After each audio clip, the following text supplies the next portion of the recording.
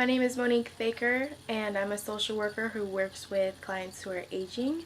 And today I'm going to be interviewing William, a 75-year-old male. I'm interviewing him in his place of residence, and he is a voluntary client referred to me through his physician. Hi, William. I'm Monique. I'm going to be your social worker. Before we start off, how would you like me to address you?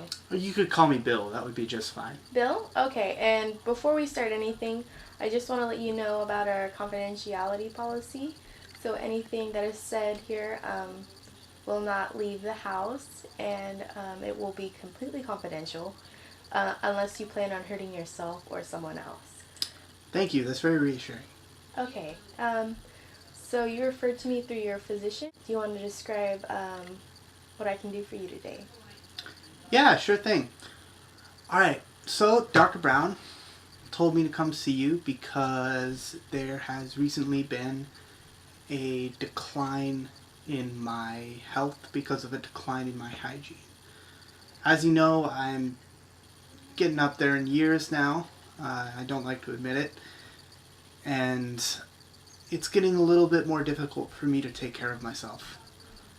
I'm having some issues just with basic hygiene, and cooking is getting more difficult for me now. You can see my hand is a little shaky.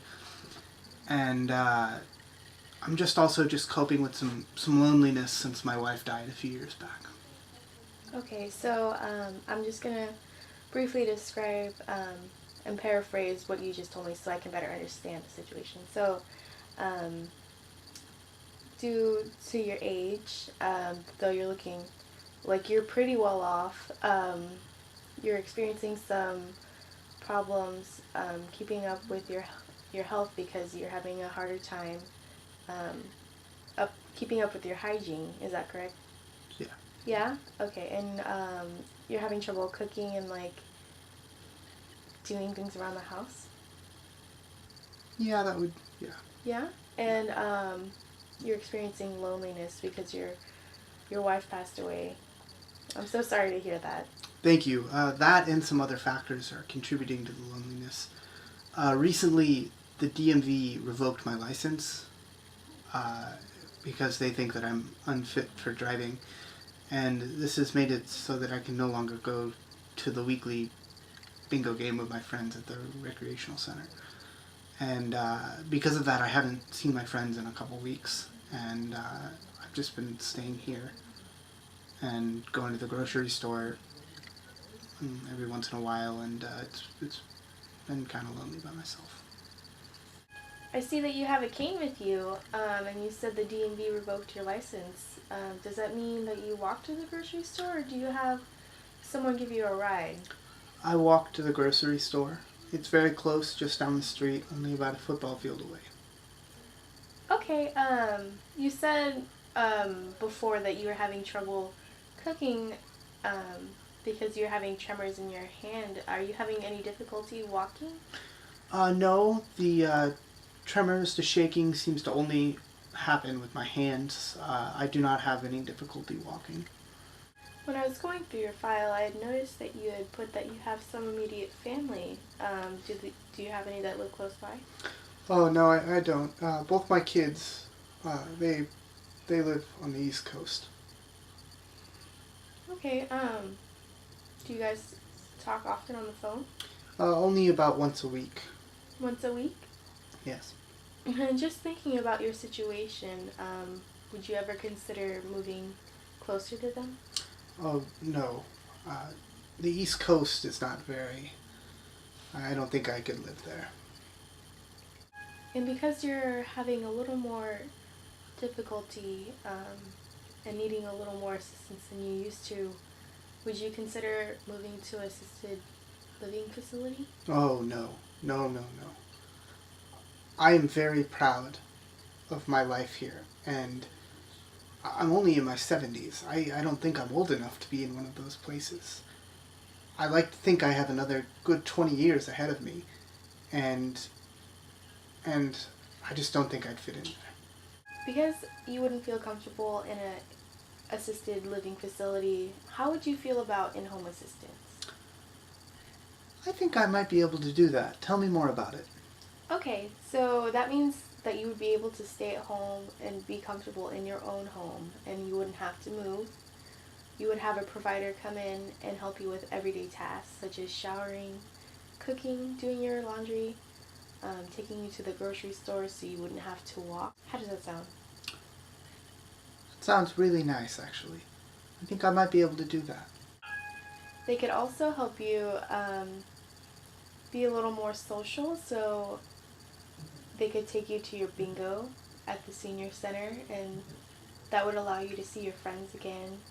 Um, and they could also take you to your doctor's appointments. Um, and if you ever want to see your friends when it's not in your provider's hours, I could look into getting you a bus pass. Do you have a bus stop close by? Yes, it's right in front of the grocery store. Okay, so we could explore that. And by getting you a bus pass, that would allow you to go anywhere, anytime you want, and have a little more freedom to get out. Okay, well, I'll get you that number for in-home support services, and you can give them a call and get that process started for getting a provider. And they're also going to see if you qualify for a provider. So I'm going to get you that number and call, and you're going to call them, and we'll check. You're going to check back into me the next time we see each other next week. And before we leave, I just want to touch back onto how you feel a little lonely after your wife's death a few years ago.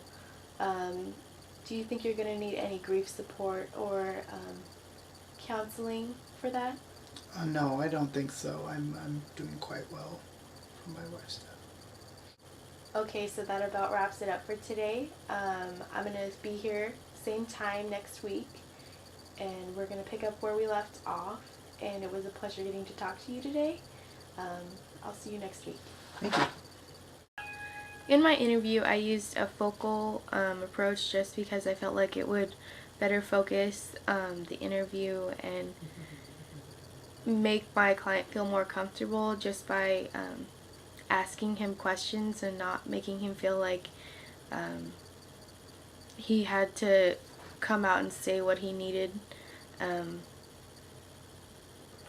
at first. And so I thought asking him open-ended questions to focus the interview was a better technique. And then just by off of his answers, I kind of focused my questions better and led the discussion. And then I think what technique I didn't really use as much was paraphrasing. I used it a little bit in the beginning, but towards the end I didn't really touch up on the entire interview and summarizing everything before I gave my referrals.